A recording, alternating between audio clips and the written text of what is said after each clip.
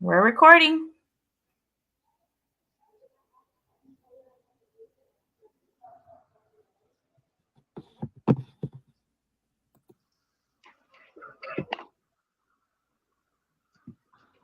Angel, can you hear? Yeah. Can you hear Angel? Yeah. Okay, Yes. we're ready.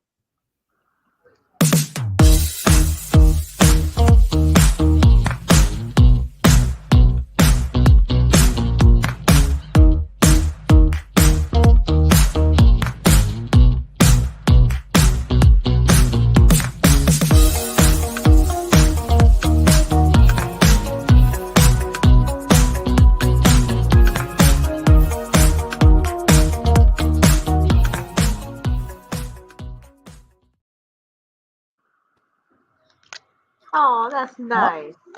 hi, everyone. It's Dr. Angel and Cho, and we're back for our live stream. Today, we Yes. are talking about our topic that everyone has asked us to bring back on live stream. We're talking about self care today. This time, we're going to allow our listeners to share what they do to self care, as well as share what we do and how self care. We'll talk about how self care is important for everyone. We really just want to know what it means to you and what do you do and give our listeners some practical tips on what they can do and just get them to think about what self-care looks like for you so that possibly they can use some of your tips.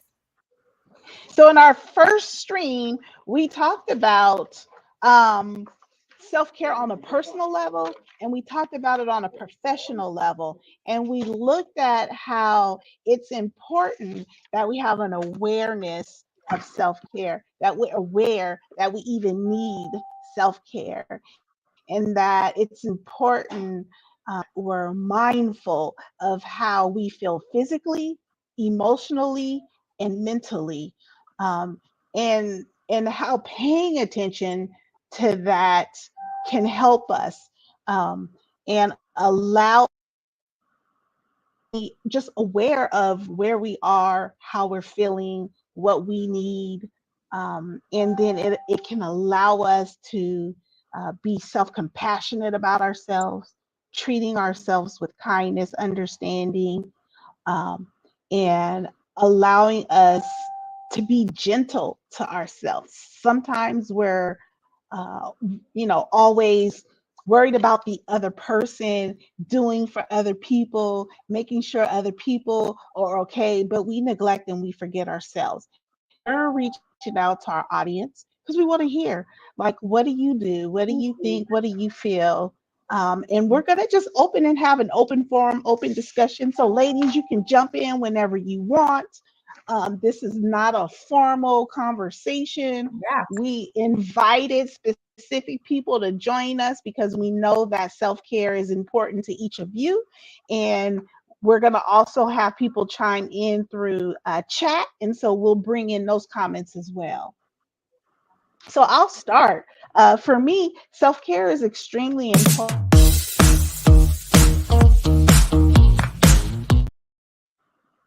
Not sure Well, what happened, but our video tried to join us. Uh, okay. but when I self care, I like to take vacations. I like to spend quality time with myself.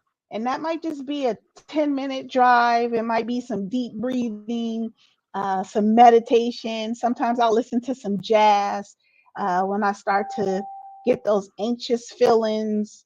Um, I really will hone in on some water music. It's jazz. If you've never heard of watercolors on a series, channel 66 is wonderful. So what other things do you ladies do? So I have a question, and thank you for Sure. inviting me. And I have a question. When we talk Thank you self for joining care, us, Cindy. oh, sure thing. When we talk about self care, is it fair to say that's equivalent to well being? Mm-hmm. Of I would course. say that. Okay. Yeah. So with that said, for myself, when I need that self care, if it if it's outside of the timeline, maybe a vacation, because I too like to vacation very much.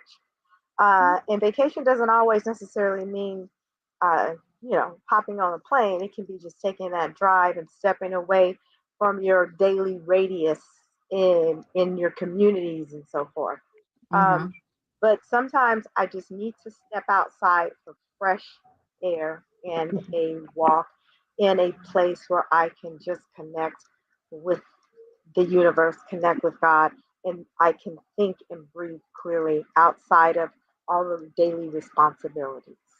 It's just Mhm. stepping out for fresh air, my time, just purely for me. Every year, Okay. I do like to try to plan for a wellness retreat. I really like doing retreats where it's my time with fellow women in the same age group, and we go to places that are, we can do some yoga, some hiking, some wine tasting, and it's amazing when you collaborate with the fellow women or even Mhm. some men. There are men that are enduring some of the same challenges of life, be it age issues or just families or challenges in the work environment as yourself. So those are Mhm. what I like to do. And then lastly, uh, I just having a nice glass of wine and looking at something on the television that I don't have to think about. Oh yeah. Yes. Yeah. I love to do that. I love to watch those. I call them mindless shows because you don't have to think about it, right? You just I don't watch Yes. want to think it, about you laugh. it. Yeah, it's Yes, just love almost those. like stupid laughter, just something to make me laugh, and that's it. Yeah. Yeah, absolutely. Vacation is always on my self-care list. But like I shared in our last segment that we did, my self-care journey has really led me to really doing a lot of work on myself and really taking the time to think. I feel like about myself and really putting myself first. So I really try to like keep it simple and like focus on doing things that I want to do. And that could be because I have a little one and everything is done for her. So Hmm. definitely like getting back to basics of like doing what I want to do today and not doing everything for everyone else. So Oh yeah. definitely Yeah. getting back to basics, like doing what I want to do, setting myself that time for myself. Um, I started therapy, so a lot of that is kind of going back to pouring into my own cup. So Hmm. pouring Hmm. back into my own cup I and like that. Pouring into my own cup. I'm going to note that. Pouring yeah. into my own So cup. like I said in our other video is my therapist asked me, "What does your cup look like to overflow?" And I said, "I have no idea. I can't even think about that." So I've been really trying to fill my cup and really figure out and sit with myself and ask myself, what does that look like? Are these people filling my cup? Is this what's filling my cup? And really taking the time to think and sit with that and really realizing what it is and getting to know myself better, I guess, in this stage in life. Yeah, there's a great book that and I can't remember the author, but it's titled How Empty Is Your Cup? Or Mhm, How Empty Is Your Bucket? And mhm, I was doing a school visit with a client when I actually saw the book, and I was like, they were at a high school, and I was like, why do they have this kind of book at a high school?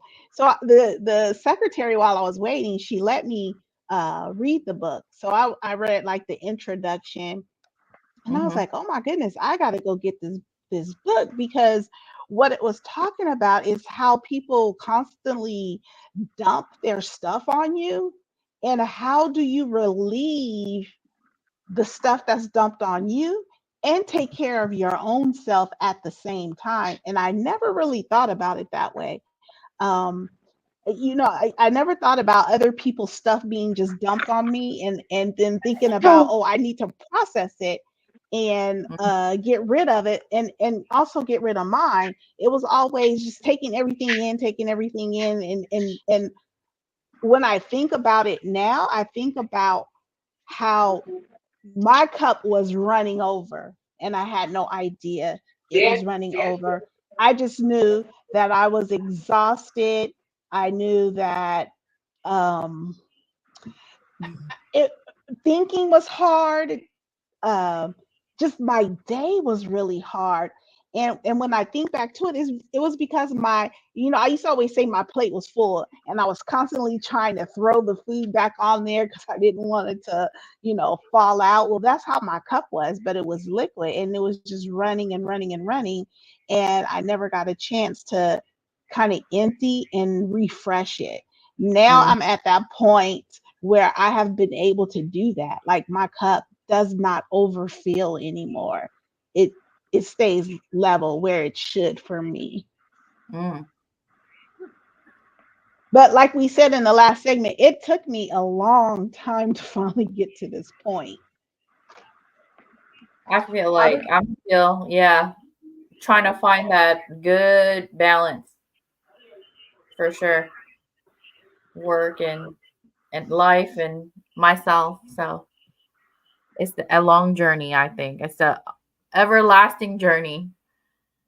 Yeah, absolutely. And the other thing that is important that we don't often talk about is that healthy lifestyle choices, making those Hmm. hard choices to leave, the unhealthy things behind, the things that we did when we were teenagers, or, as you get older, you start to realize, oh my goodness, even though I did that in the past, like I just can't do that now. Like I gotta start making Yeah. better, healthy choices, you know, for my life, maintaining a balanced diet, getting enough sleep, um, avoiding harmful substances, Yeah. and exercising. How hard is it to exercise Oh on a man. regular Yeah. basis? I will say, Angel, we do see each other almost every day when we take those walks.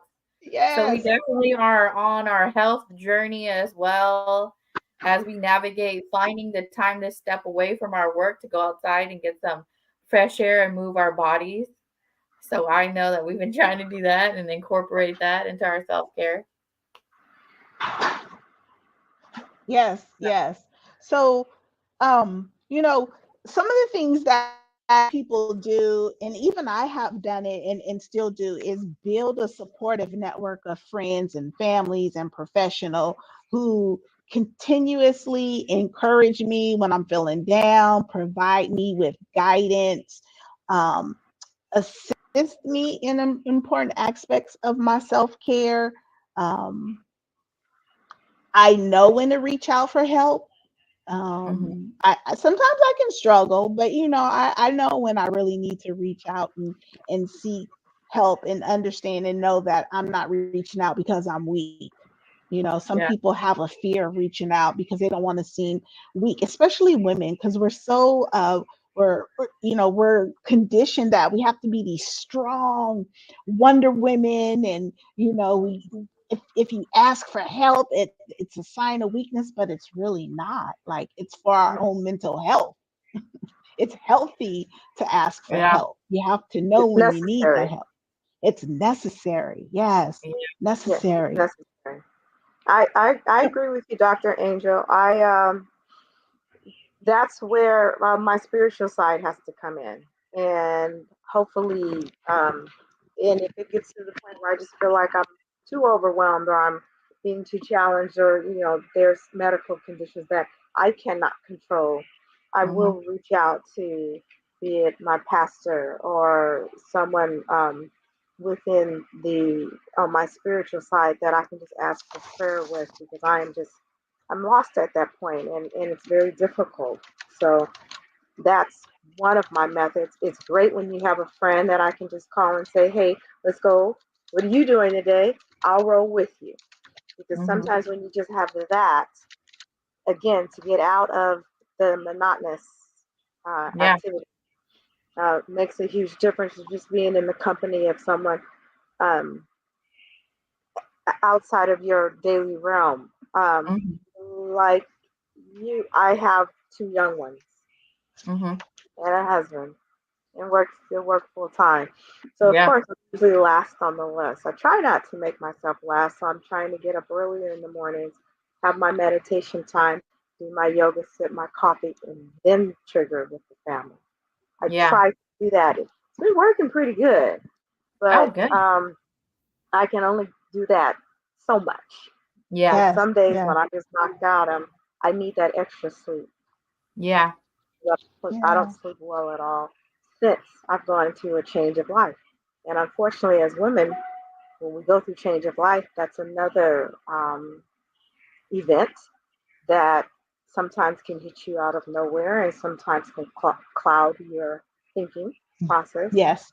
And Hmm. it doesn't necessarily have to be that your cup is overflowing, it's just really a transition of life. Hmm. And Yeah. it happens. And I can testify to that. So some days when I'm have a cloudy and then I try to be too analytical of what's going on, what's happening, why, I just have to sit back and say, okay, this must be part of this process. Mm. And that's part of that self-reflection that you're talking about self-reflection in right in Yeah. this moment.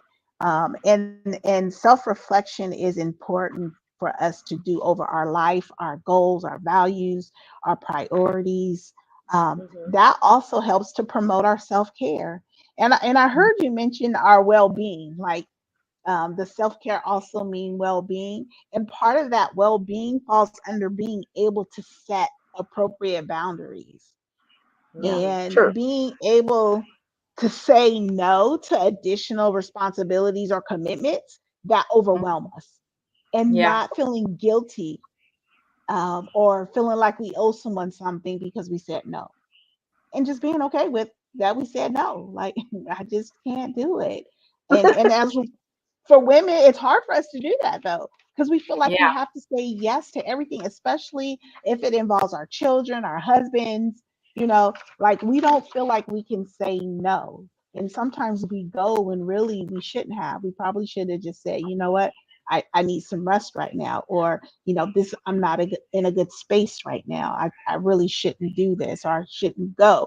But we don't do it. We compromise our own well-being and Yeah. end up doing Yeah. things that we don't want to.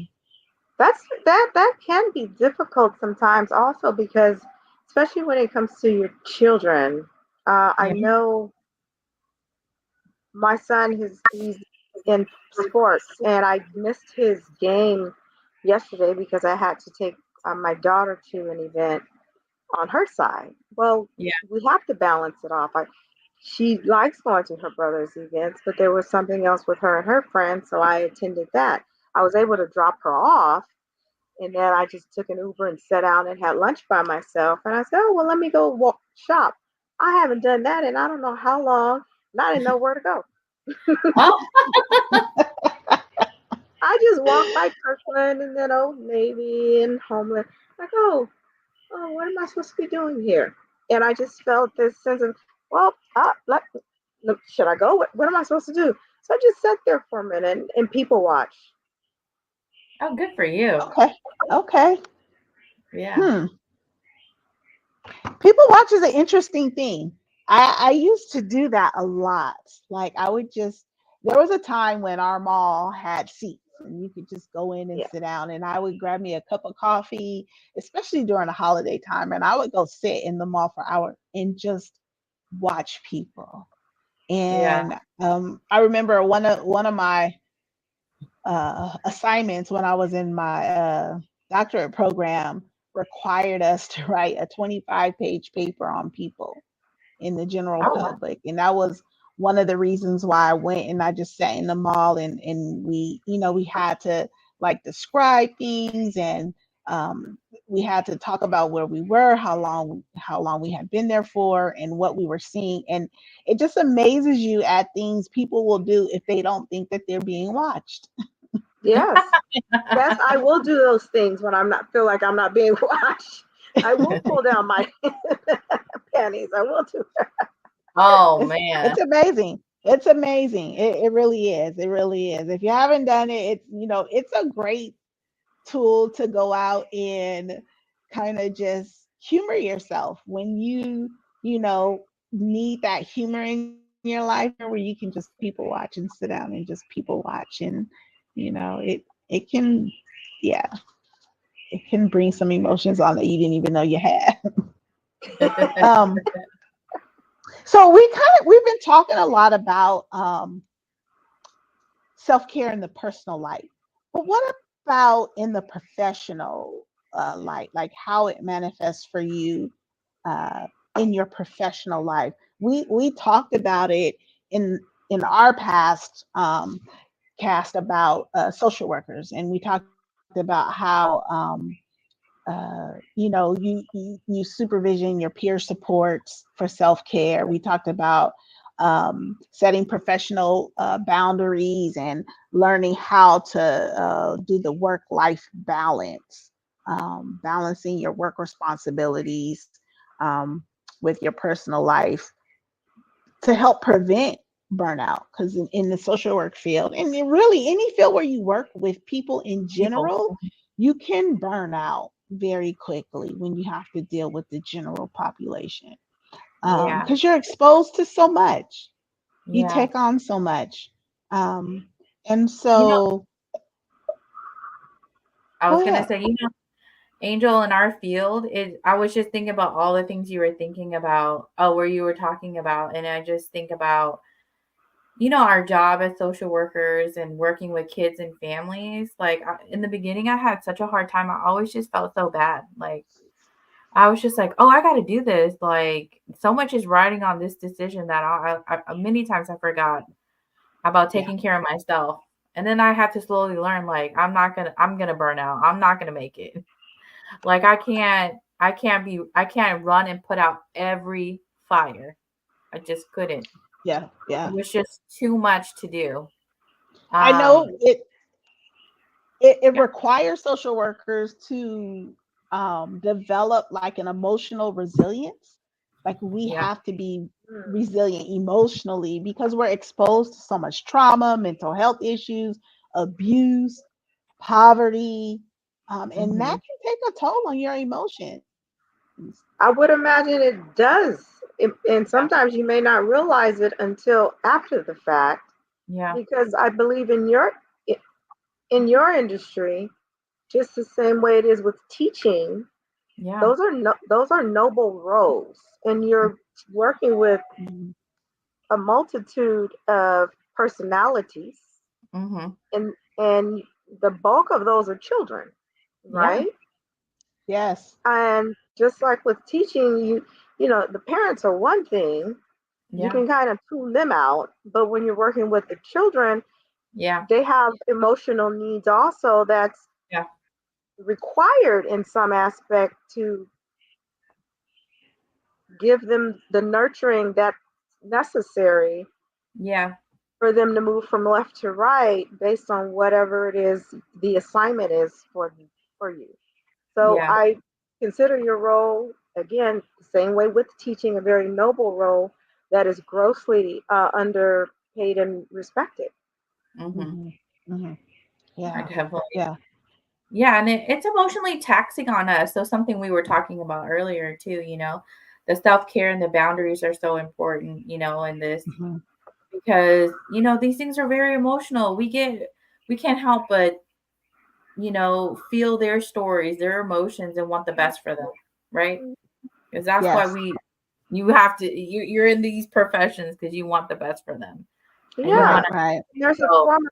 I'm assuming there's a form of counseling that goes on with it, so you have to change hats yeah, multiple times yeah, throughout the day, and then you have your peers also yeah, that if they're not fulfilling their responsibilities, and you see this firsthand.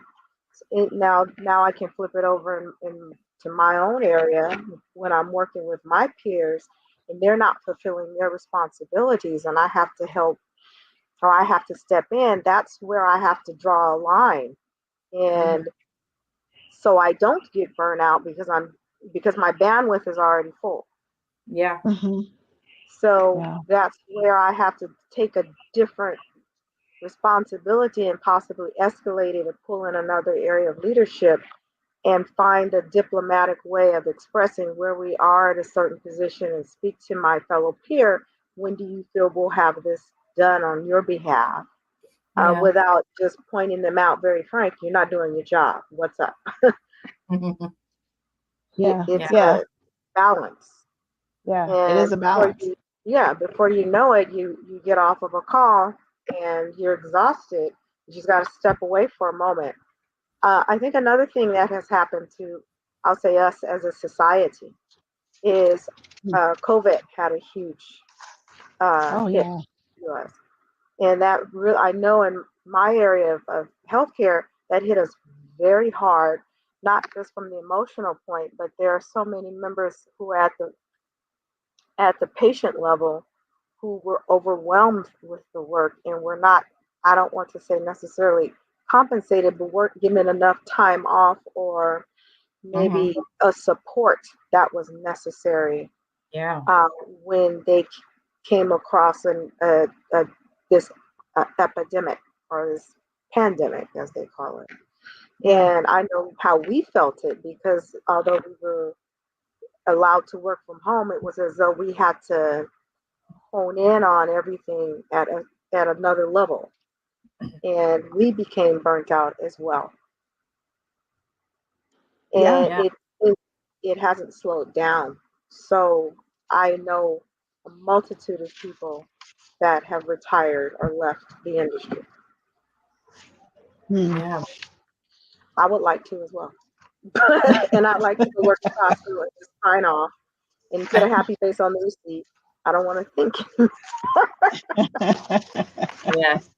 So going back to, that well-being, that's where I have to step away from the work environment. And it isn't that I don't it isn't that I don't want to maintain being that dedicated employee. When I Yeah. have to cut, cut them off and maybe go on vacation or somewhere, then I have to do that for Yeah. my own peace of mind. I Yeah. totally Yeah. agree. I Yeah. agree too, especially when you are taking time away. That's one thing that some people forget is like you have to disconnect. I try to remind people about that just at the end of the day. When your time is over and your work day is done, like you have to leave. You got to leave work at work and be Yeah. able to separate that work from that personal. And sometimes I know it's hard, but it's important. It's important for your well-being. It's important for your mental health, Yeah. because you have to be able to recover and recuperate. And you can't do that if you're constantly going. You're Yeah. not giving your spiritual self time to heal. Mhm. Or any part, or even time to process. So all of those things, definitely. Sorry, I'm just looking for a charger because my computer's getting ready to No. go out. Oh, okay. We don't want to lose you, not yet Yeah. anyway. So, um, so we just been talking about self-care. What other things do we do to make sure we are in a healthy space when we have to deal with other people?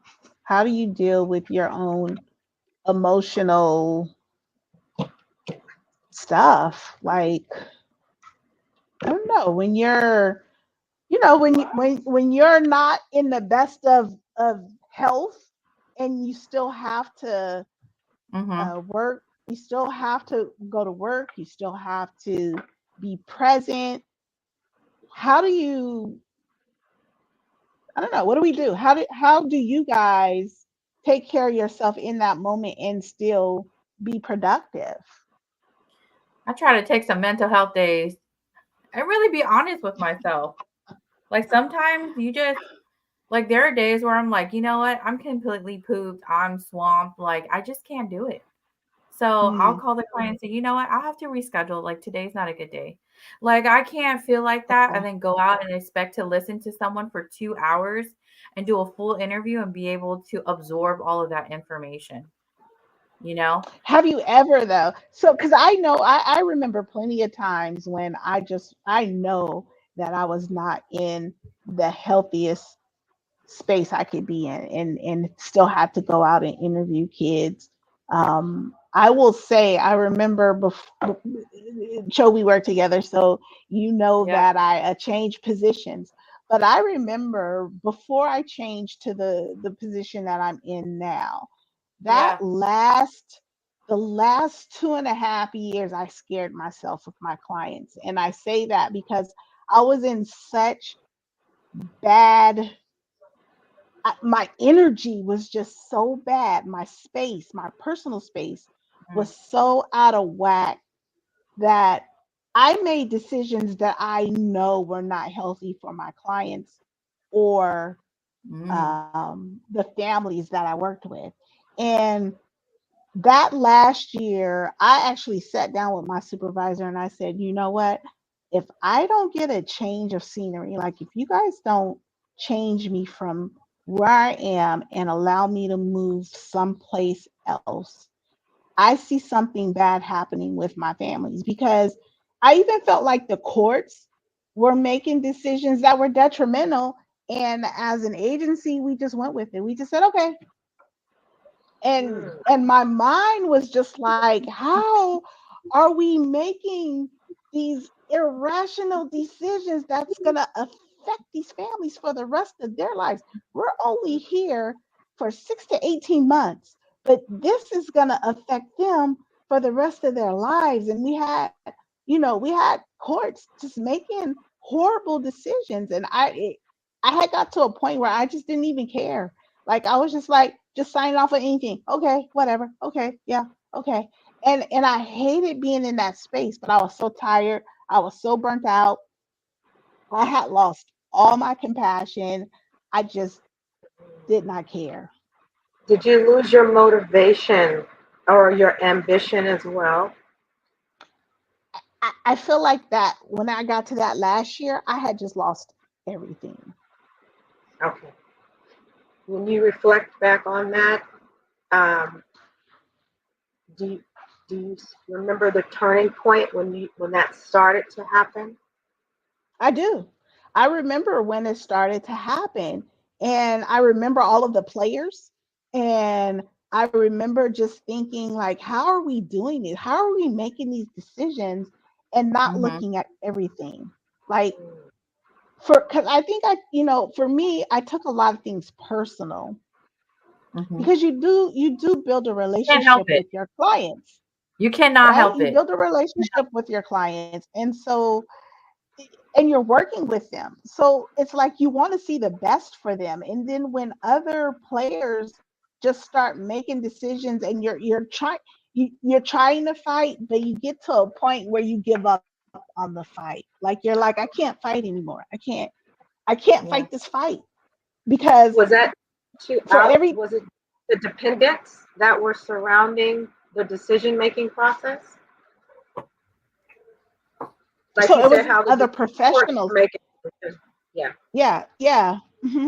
Yeah. And I just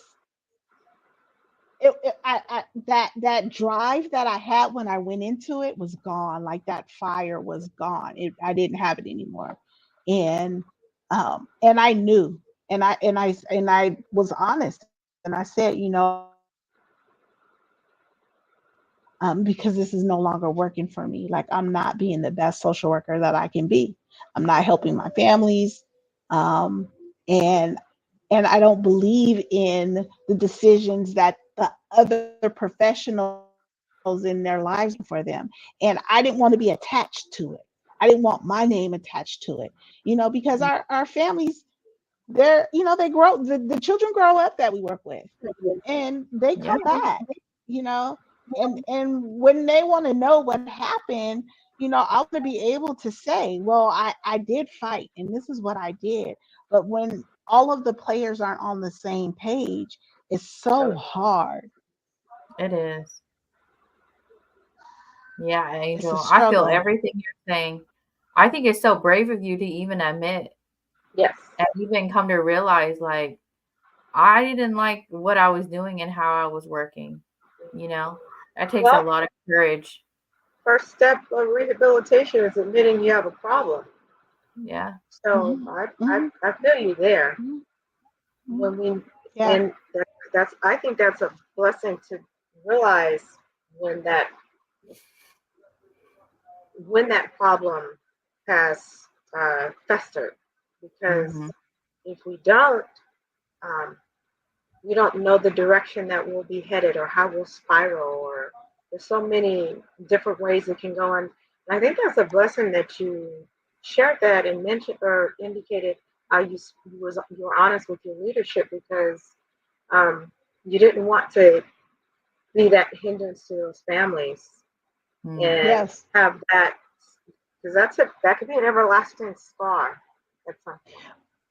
And I It think just what frustrated me the most in that moment was, so self care was not big back then. This was no. over 10 years ago. And, they would say, oh, you got to take care of yourself. But nobody really said what that was or what that looked like. So I Mhm. didn't even know, what that looked like. Like self care, what does that look like? I don't know what that looks like. Mhm. I was taking time off, but, back in those days, I would bring work home on the weekends. I would bring stuff home and I would do it. I got time. Nobody's going to be calling me on the phone. Nobody's going to shoot me an email so I can get this work done. Um, I would stay late sometimes. Um, there was no disconnect. There was no, I'm leaving work at work and then I'm going home. Like I said, it took me a long time to really learn that process. And when I finally did, it had taken a toll on me. It Yeah. had taken a I toll on had my some. health. Yes. Yeah. Yes. It had taken a toll. So I come out with this, because I want to help other workers before they get to where I was. Mm. Like Yeah. I want to be there to help them. I want to be there to say, hey, you're not alone.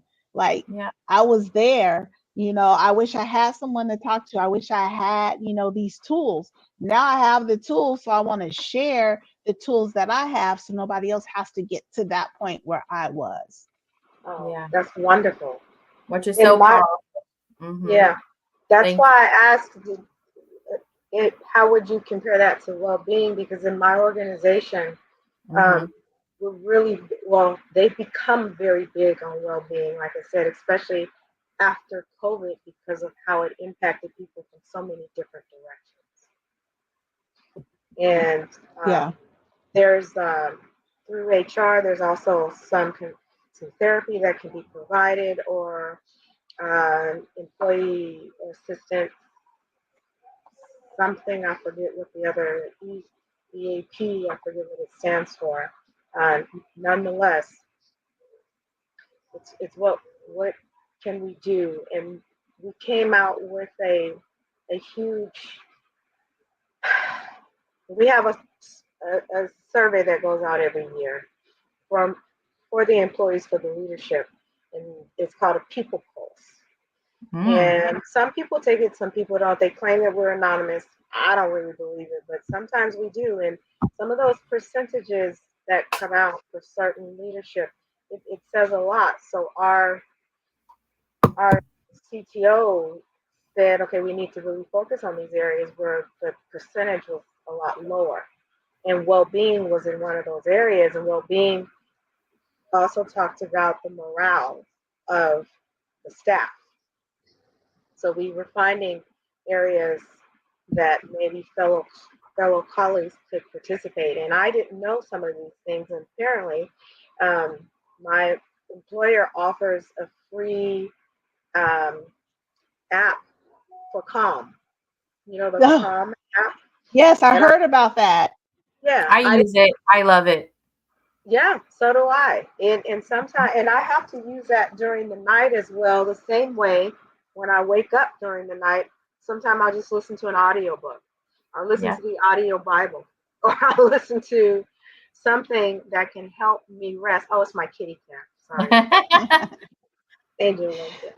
So, so I know we have to wrap this up, but Cindy, I just want you to do me a favor. Can you share a little more about that Calm app? Because my understanding is anybody that has Kaiser gets that app for free. So can Yes. you tell us a little bit of how that happens so our So viewers who all have Kaiser can download it yeah, and get it? so if you go to kp.org, and Okay. as a member, everyone should have access to kp.org. Scroll down, and there should be an area of mental wellness. Mhm. Okay. Mental wellness will also provide you some tips on what can you utilize and other resources where you Yeah, can Okay. access that. Okay. it's great. KP.org and mental wellness, right? Yes. Mental health, Okay. mental wellness, yes. And that's really become a very popular application just for even if you just need the sound of rain or the sound of water, along with maybe a little music to go along with it, or listen Cindy, that's to. the one that I use. That's funny you said that. Yeah, it's but it's true. So and that can be very calming, just something to calm the mind or the soul, and give or lower your heart rate. I didn't realize for myself that my heart rate was going up because I was getting nervous for some Yeah, reasons. Well, I it's know a what the great reasons are now. And then I found out later these were signs of panic attack. Who knew? I had no idea I was having anxiety issues. And that Mm. can creep up on you. And before you know it, it's like, Mhm. whoa, okay, what just happened here?